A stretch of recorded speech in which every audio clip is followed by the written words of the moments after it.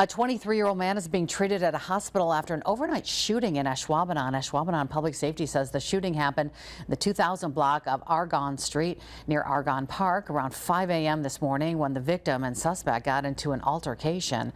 The victim showed up at a local hospital with a gunshot wound. He's in stable condition. Officers say the people involved know each other. The shooting wasn't random, but no arrests have been made. Officers don't think there's a threat to the public, but encourage anyone with information related to the case to call the number. It is 920-593-4474.